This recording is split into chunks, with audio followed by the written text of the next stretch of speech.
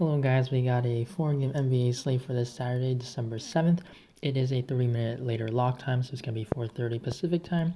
It's only going to be 4 games, and some of the games are kind of gross, like they're just really slow-paced, bad matchups, but as usual, we can start off with point guard.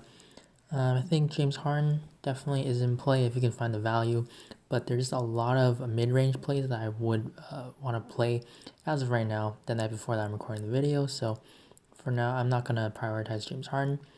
Westbrook, I think I'd just rather pay up for Harden if I am going to play someone on Houston between the guards, but I really do like Clint Capella, who I'll get to later. Devin Booker's priced up now. The matchup is nice. It's going to be the highest scoring game. It currently has like a 239 total. Sure, there's maybe a chance of a blowout here, especially with Phoenix. Even though they did get a day of rest, they did play an overtime game, and a lot of them played some pretty heavy minutes. But Booker, his price is up now, 8.6K. Ricky Rubio is healthy, and I usually don't like to play Booker when Rubio is there just because of the usage and the decreased amount of ball handling that Booker gets. But yeah, he has all the upside in the world as usual. He's just a guy that can go out there and shoot super well, take like 30 shots even or something like that when he's hot, obviously. And he's going to just, if he makes a lot of them, then yeah, he's going to absolutely crush any kind of price tag that he has. But just for a 4-game slate, I'm sure that people can take that chance. But for me, with the price increase with Rubio, I think I'd just rather go with Rubio or Oubre or just another Suns piece because Booker is priced up now. Next, Ben Simmons, I really like 8,200 without Joel Embiid and Josh Richardson. Without Richardson, that just means more ball handling for Ben. And without Embiid, that's just going to be a whole lot more usage that opens up for all these other Sixers starters. So Ben Simmons, even though it is a slow-paced matchup against Cleveland, and there is blowout risk with Cleveland coming off of the back-to-back, but he's only 8,200, so he's priced as if all the stars are playing. So you're getting a discount on him in that way, and we know that he can just do pretty much everything, every category. So 8,200, you can play him at almost any position, so I really like him. Donovan Mitchell, 7.6K. I think even if Mike Conley were to play this game, I still really like him. Mitchell is a guy that has definitely taken a huge leap forward, and he's been productive just in terms of like every stat. And he's taking a whole lot of shots. His shots are way more consistent in the 20s this year. He's shooting a lot of threes as well, so we like that for the 3-point bonus. And if it's a close game, then yeah, he's gonna get some pretty heavy minutes. And if you if you just take Mike Conley out of the equation, Mitchell moves to point guard. Joe Ingles also ball handles, but Ingles is gonna move in to the lineup, and it's just gonna be Mitchell Ingles handling the ball. So that's gonna be more assists for Mitchell, and that's just gonna be a whole lot more upside for him. So his price went up by 500, but it's really not enough because considering the last time it was a tough matchup against the Lakers, and this time it's against Memphis. Memphis are playing at a really fast pace this season. Their defense is nowhere near as good as the Lakers, and he got 42 last game in a blowout. So this game, I think that if Conley were to miss, he's going to be really close to a lock. I think if you wanted to choose between Mitchell and Simmons, I'd go with Mitchell actually if Conley were to miss, but I think I definitely would rather try to just play both in the same lineup because of the opportunity that opens up. Next, Brogdon is fine, 7.2K, but it's a back-to-back for them. New York, we have to wait on the Knicks actually for their lineup because David Fizdale was fired, so they could probably have some new rotations. We don't really know, but still, the Knicks, they're probably still going to play pretty slow. Indiana they're a pretty slow team. They're faster this year, but it's a back-to-back, so it's going to be a tough spot for them. There's not really a discount for any of these Indiana guys except maybe like Miles Turner. So it's a slow-paced game, very low game total. It currently sits at, I think it's 209 actually. Indiana's only 6-point favorites, but just it's kind of a gross spot for all of these players in this game. Ricky Rubio, 6,800. I'd rather prefer to go to him over Brogdon. This game's going to be very high scoring, and Houston definitely can put up points on the board, but they don't have a really good defense. Ricky Rubio, he had a terrific game last time. It is an OT game, but really you're not chasing here because Rubio, he didn't shoot really well at all. It was 6 for 15. Sure, New Orleans is a way better matchup. They're one of the best matchups along with the Wizards, and he's certainly not going to play 42 minutes, but Rubio, he's just able to do a whole lot on the court. His rebounding numbers have been down, but we know that he can definitely get up to double digits in those, in the crazy games that he has like a triple double. But 6,800, it still is a really nice price tag. We've seen him been in the 7Ks recently, this season, but I just feel like this price is still too cheap because of the game environment. Mike Conley, 5,700.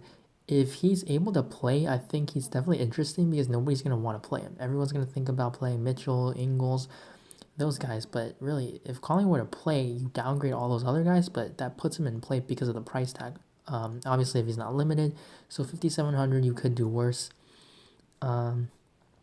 Melton and Tyus Jones is going to be interesting to see what they do because Melton did start the second half over Tyus Jones. Could be just one game thing, but Jones's price is down. It is a tough matchup, but Tyus Jones is a guy that can produce really well. So if he's able to still start, his minutes, they're not what we thought they would be into the 30s, but his price is down, so you could take a shot there. With these Knicks guys, Payne, Smith, and Lakina, their prices are really down, but it seems like it's probably going to be a timeshare. They could definitely play two of them alongside each other, but you just never know. Certainly we could have some more consistent rotation with Fizz out of the picture, but I think it's more of a wait and see approach, especially in a tough matchup against the Pacers. Very slow. So yeah, that's it for point guard, shooting guard, or shooting guard. For guys that I haven't mentioned, Bojan Bogdanovic, 6.3K seems way too cheap. Memphis is a very nice matchup for pretty much all the positions, and Bogdanovic has put up 40 in a lot of these games so far this season. And I think with Conley in or out, obviously it's a bump if Conley's out, but he's been taking a whole lot of shots and he's a pretty solid shooter. Like he's shooting 46% from three. His rebounds, assists, he's doing a whole lot more than we probably would expect. He's having a very good season. His price is 6,300, which really is too cheap. It's same thing with Mitchell. It's only a $200 increase in a way better matchup. So I really like Bojan here. Jeremy Lamb, 5,800. His price is down, but the matchup kind of sucks. He has he produces a whole lot more than TJ Warren because he's not a shooting dependent, but Lamb, it's just not a great spot. If it was against like Phoenix or something, then yeah, I would like him a whole lot more at that price tag. But New York's just not really something I want to target.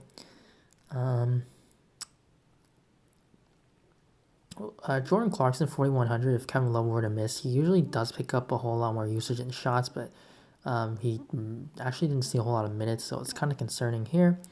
For Memphis, if Dylan Brooks were to miss, he is currently questionable. It should open up just more shots because he's been a pretty big beneficiary with John Morant out. We don't really know what's going to happen. Maybe they play Tyus Jones with D'Anthony Melton, but they definitely do have guys like Grayson Allen at 4K, which if you're in a revenge, it is a revenge spot, but that's not something that I'm going to target because it's not a great matchup at all. Or maybe, Solomon Hill, some other guys get minutes, but just overall for Memphis, I actually don't really like any of them, just because of the defense, the altitude, all of that. So Memphis, not really a team that I want to target. Same thing with Indiana and New York. Other guys down here, Korkmaz, if you want to take a shot on him, but his minutes definitely are not there, and he's pretty much just shooting dependent. For a small forward, Tobias Harris, 7.4K. They priced him up now. He had a very solid game, so that's probably why he's all the way up. If he didn't have a good game, he probably would be still in the 6Ks, but he's not. He's playing really good minutes. He's been very aggressive. He's taking a whole lot of shots, and I think it's definitely not crazy to expect him to take 20 shots again with Embiid out. And 7,400, he definitely can get you 40 points, which that would be over 5x. So I think he's still in play, even though it is a price bump up, but I still really like Tobias. His price is definitely good still, so I like him. Kelly Oubre, 6,500. Another piece of the Suns that I like because he's just 6,500, which is way too cheap in a fast-paced matchup. And his minutes, they're kind of inconsistent at times, but if he's playing well out of foul trouble, he should see some pretty heavy minutes, high 30s, into the low 40s even.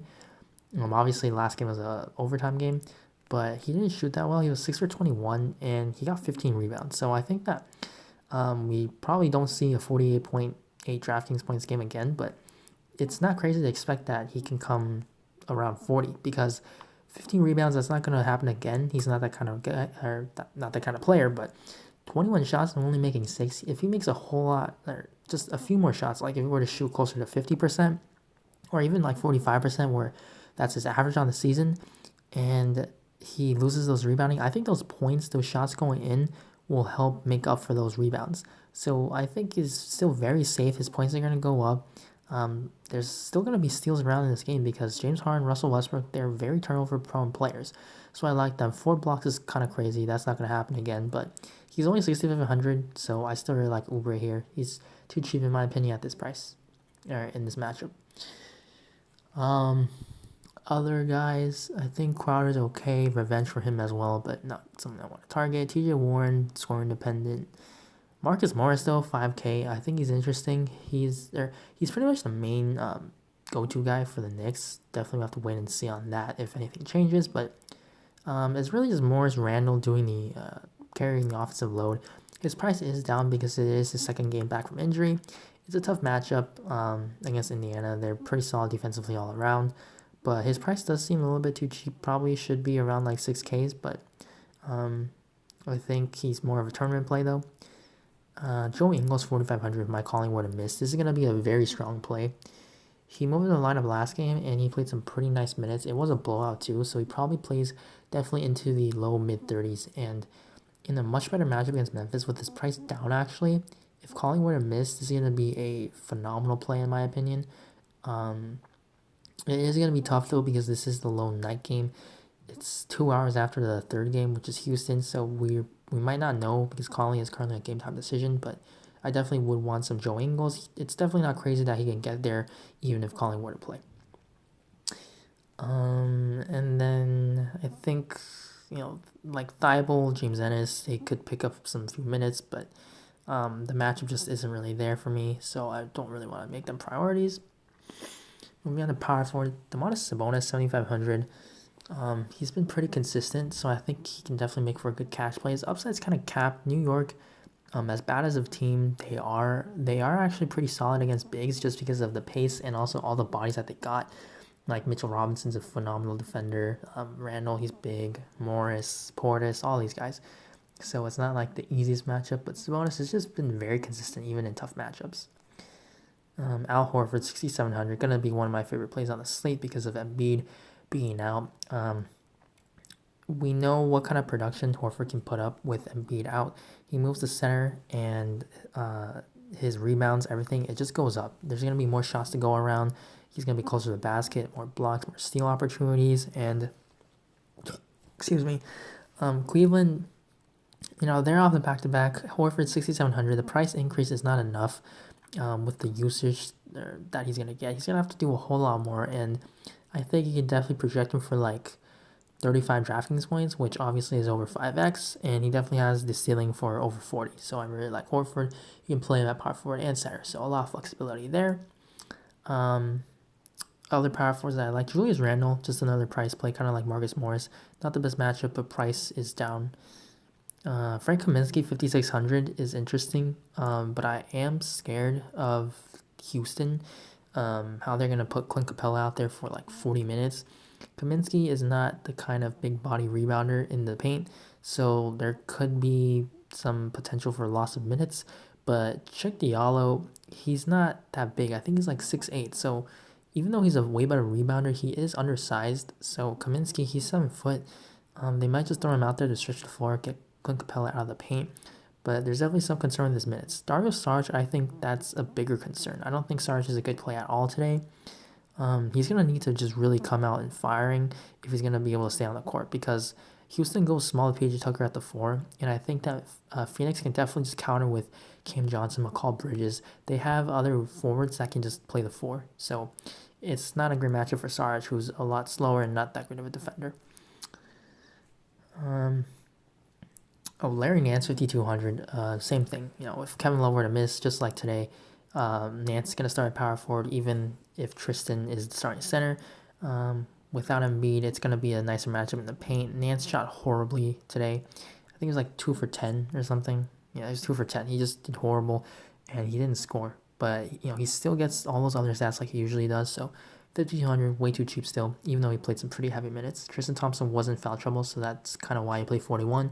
But still, if Love were to miss this game, Nance is going to be still a very good court play. Chuck Diallo, 3,800.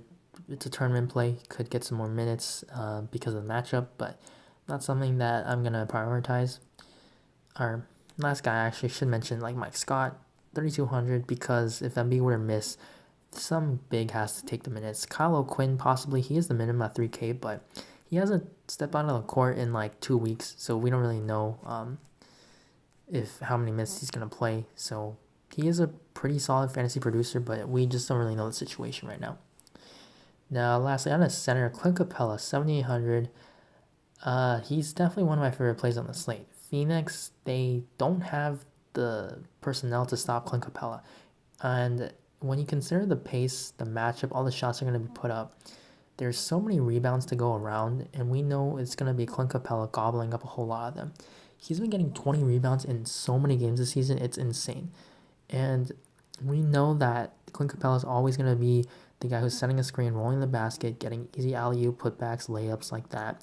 And his minutes are just crazy. We used to worry about him being run off the floor, but Clint Capella, he's been playing so well in the paint. He's going to get a lot more just opportunities to produce rebounds, shots, shot blocks, steals because of the pace, all the opportunities that shots go up. So I really like Clint Capella here, 7,800. I think he definitely should be like a mid 8K, close to 9K player even. So I think Capella's going to be by far, in a way, my favorite center play. I think Horford is right there too, but I think you just put him at power forward and play them both. I really like Clint Capella today again. Rudy Gobert 7,300. I really like him as well, but it's just like I'd rather play Capella for 500 more. Gobert's ceiling isn't as high as Capella's, where Capella can get you 50 a lot. Gobert's pretty consistent. He gets you 40s. And it is a pretty nice pace up spot for Utah, but just Clint Capella has a way higher ceiling in my opinion. I think you definitely play Gobert with Capella, but definitely you're gonna be limiting yourself in the other like options if you play both centers with one utility. But yeah, Gobert's really consistent. His price is definitely way too cheap as well. So I like Gobert as well. Al Horford already mentioned about him. Tristan Thompson, 6,100 if Kevin Love were to miss. It's not a good matchup against Al Horford, but he did pretty well against Joel Embiid last game, and Embiid and Horford are both really good defenders. So Tristan, if he's able to play this game, he should be able to. He played pretty well with his illness. So if he's able to start without Kevin Love, I definitely do like that 6,100, but going to be a really tournament low-owned play. Not something I'm going to want. Maybe I won't even have any even. Frank Kaminsky, 5,600 again, just kind of worrisome about the minutes. Miles Turner, 5,300. His price is too low now, but the matchup just isn't there. It's a slow pace, so there's not as many like shot blocking opportunities for him, and he's gonna be pretty like scoring dependent actually because he's not that great of a rebounder, and the blocks probably they're not gonna be there as much. So Miles Turner, he's a good in real life player, but in terms of fantasy, it's kind of tough to get there. Other guys, Trick Diallo, I mentioned before. There's some like Knicks guys like Portis and Gibson, but we just have to wait and see again on them. So overall on this slate, Clint Capella probably my favorite play. I think Al Horford, you can just play him power forward, and then if Love were to miss, you just plug in Larry Nance. And Donovan Mitchell, if Colin were to miss, that's going to be an amazing play. And then also Joe Ingles, because he would probably pick up the start. So these five guys I really like. I think they're going to be my favorite five plays as of now, looking on it the night before. So if you guys enjoyed the video, please leave a like. Make sure to follow me on Twitter. Link will be in the description below, at Bombfuls, if you want to DM me or just at me on there to ask me any questions about DFS, basketball, whatever. I'm always happy to answer. As well, you can just do that in the comments below in the YouTube section. And if you enjoy these videos, please subscribe for more videos in the future. Good luck on this slate, and I'll see you in the next video. Bye.